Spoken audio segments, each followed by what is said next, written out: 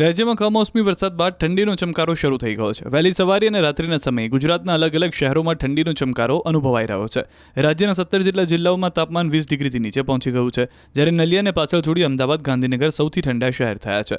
24 કલાકમાં તાપમાન 3 ડિગ્રી ઘટીને ગાંધીનગરમાં 14 ડિગ્રીએ પહોંચ્યું, જ્યારે અમદાવાદનું લઘુત્તમ તાપમાન 14.7 ડિગ્રી નોંધાયું. હિમાચલ પ્રદેશ અને કાશ્મીરના અનેક શહેરોમાં તાપમાન માઇનસમાં જતું રહ્યું, જેના કારણે ત્યાં કડકડતી ઠંડીનો પ્રકોપ શરૂ થઈ ગયો.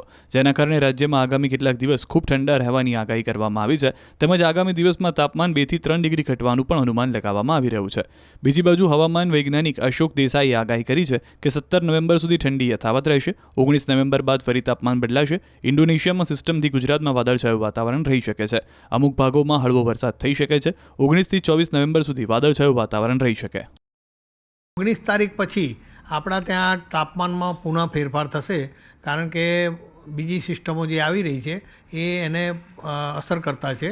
અત્યારે તાપમાનનો પારો એ જ યથાવત ડાઉન રહેશે અને કદાચ 10 ડિગ્રી સુધી જવાની સંભાવના છે.